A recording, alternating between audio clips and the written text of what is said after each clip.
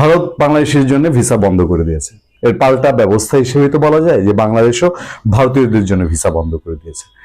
বাংলাদেশের ভারত বিরোধীরা বেজায় খুশি না, বিপ্লবীরা, উগ্রতাবাদীরা, প্রথম আলো যারা ভেঙেছে, ডেলি স্টার যারা ভেঙেছে, উদীচী যারা ভেঙেছে পুড়িয়েছে, ছায়ানট যারা ভেঙেছে পুড়িয়েছে, ইন্দিরা গান্ধী কালচারাল সেন্টার যারা ভেঙেছে পড়েছে, খুব খুশি। দেখবেন মিষ্টি বিতরণ করেছে, দেখিয়ে দিয়েছি ভারতীয়দের আমরা ভিসা দিব না। তোর আমাদের একটা ছোট্ট শুধু এই তাৎক্ষণিক যে বিষয়গুলো মনে পড়ে সেগুলো দিয়ে একটু নজর দিই। দেখেন, বিশ্ব অর্থনীতি, ব্যবসা বাণিজ্যে বাংলাদেশের অবস্থান কি বলেন? বাংলাদেশ কি একেবারে খুব super power, economic super power?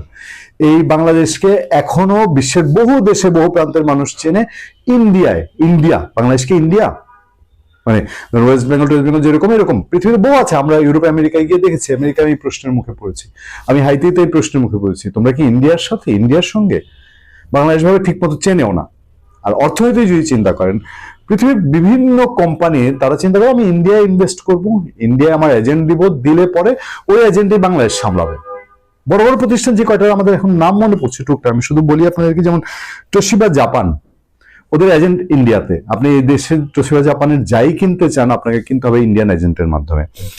Nippon signal, তাদের এজেন্ট ইন্ডিয়ায়, যে কোনো কিছু কিনতে হলে তাদের কাছ থেকে কিনতে হবে। অটিস, এলএনটি, এসব প্রতিষ্ঠানের এজেন্ট ইন্ডিয়ায়। আমাদের যে মেট্রো রেল আছে না, মেট্রো রেলের এই যে রেল লাইন স্লিপার, এগুলোর কাজ করে এই এলএনটি। আপনার অটিস আমাদের মেট্রো রেলের আপনার লিফট দিয়েছে। এদের লোকজন প্রতি সপ্তাহান্তে আসে যায়, এগুলো মেনটেনেন্স করে। আর বাংলাদেশে আর বহু বহু সেক্টর তো আছেই।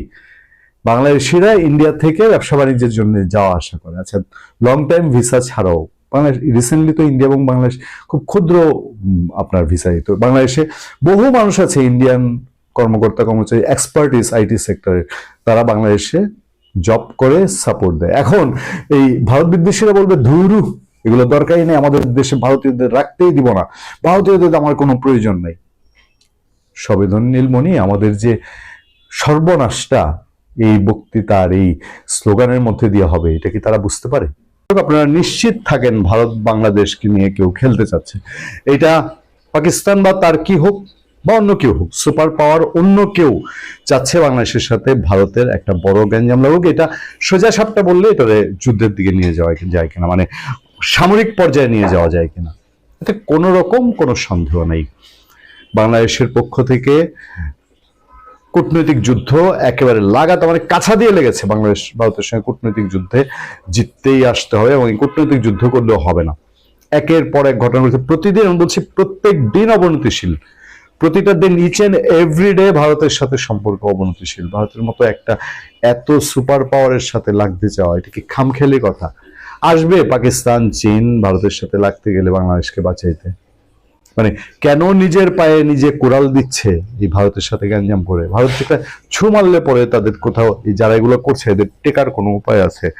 ভারতের নিজের সংবিধানে এসব স্বীকৃতি দেওয়া আছে। এই আজকের দিনে আবার যেই পতনটা ঘটেছে, আবার যেই সিচুয়েশন তৈরি হয়েছে, এটা খুবই ডেঞ্জারাস বলতে পারেন। আজকে যে ডেভেলপমেন্টটা হয়েছে, এটা বাংলাদেশের ভেতর থেকে কেউ চাচ্ছিল, প্রত্যাশা করছিল যে মানে বাংলাদেশ এরকম একটা ডিসিশন নেই ভারতের সাথে আরেক ডিগ্রি গন্ডগোলটা বাড়ার জন্য, এবং সেটারই লক্ষণ দিল্লিতে বাংলাদেশ হাই কমিশনের ভিসা সেবা বন্ধ ঘোষণা। ভারতের নয়াদিল্লিতে বাংলাদেশ হাই কমিশন কনসুলেট সেবা ও ভিসা দেওয়ার কার্যক্রম সাময়িকভাবে বন্ধ করে দিয়েছে। হাই কমিশনের ফটকে একটি নোটিশ ঝুলিয়ে বলা হয়েছে, পরবর্তী নোটিশ না দেওয়া পর্যন্ত এসব কার্যক্রম বন্ধ থাকবে। ঢাকার পররাষ্ট্র মন্ত্রণালয়ের কর্মকর্তারাও এর সত্যতা নিশ্চিত করেছেন। মন্ত্রণালয়ের সূত্রগুলো বলছে, গত কয়েকদিনে হাই কমিশনের সামনেও বিভিন্ন জায়গায় বিক্ষোভ ও বাংলাদেশ ভিসা সেন্টারে হামলার ঘটনার পর বাংলাদেশের হাই কমিশন, উপ হাই কমিশন ও ভিসা সেন্টারগুলোতে নিরাপত্তা ইস্যু প্রকট হয়ে দাঁড়িয়েছে। এমনকি হাই কমিশন বা দূতাবাসের নিরাপত্তা সংক্রান্ত বিষয়ে আন্তর্জাতিক রীতিনীতি লঙ্ঘিত হওয়ার কর্মকর্তাদের মধ্যে উদ্বেগ তৈরি হয়েছে। এসব ঘটনায় ভারত সরকারের দিক থেকে আন্তর্জাতিক বিধান অনুযায়ী পদক্ষেপ নেওয়া হচ্ছে না বলে কর্মকর্তারা মনে করেন। জানা গেছে, মানুষের ভালুকায় দীপুচন্দ্র দাস নামে এক পোশাক শ্রমিককে ধর্ম নিয়ে কটূক্তির অভিযোগ তুলে পিটিয়ে পুড়ে হত্যা ঘটনার পর থেকে ভারতের বিভিন্ন জায়গায় বিক্ষোভ করছে বিভিন্ন সংগঠন। এছাড়া আসামের 50টিরও বেশি জায়গায় একই ইস্যুতে বিক্ষোভ দেখিয়েছে বাঙালি পরিষদ আসাম।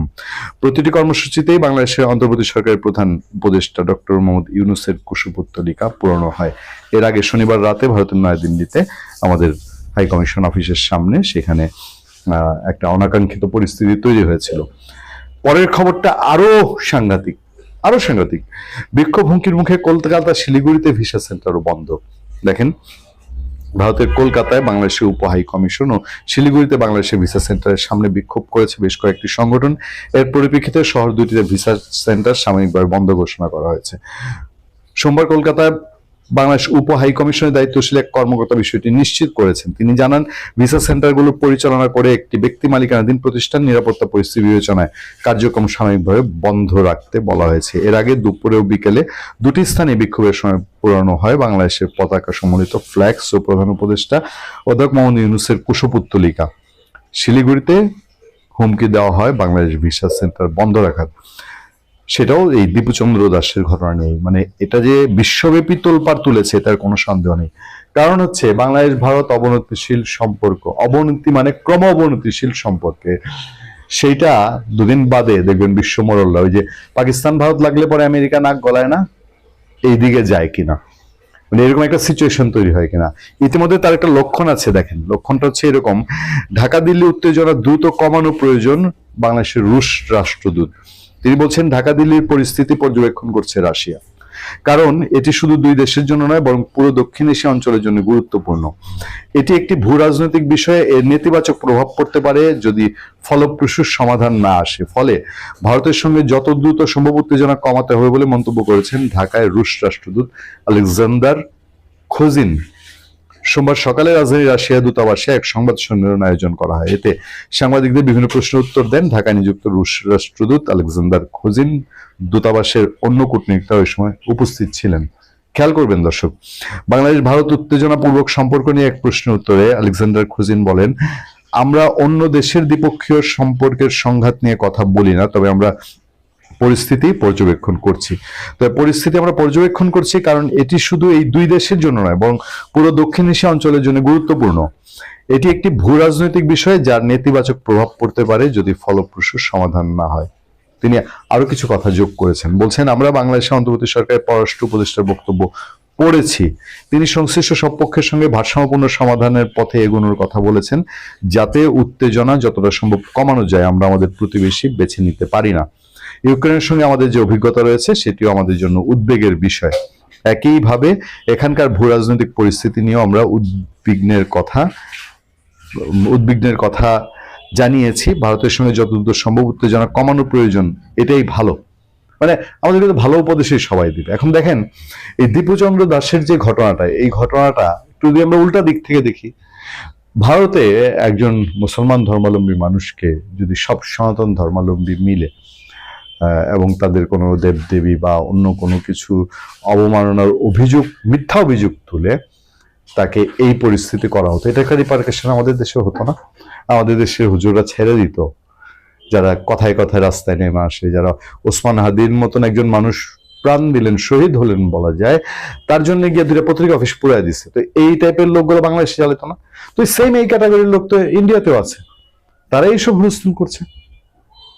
আপনাদের মনে করিয়ে দিই একটা কথা, এই এনসিপির নাহিদ মাহফুজ আলম, এনসিপির বলছি, সাবেক উপদেষ্টা মাহফুজ আলম কয়েকদিন আগে একটা কথা বলছে না, যে রাজনৈতিক দলগুলোর সব সাম্প্রদায়িক দাঙ্গা লাগানোর জন্য একেবারে কাছা দিয়ে মাথায় গামছা পরে নেমেছে, ওই টাইপের একটা কথা বলেছিল, মনে আছে?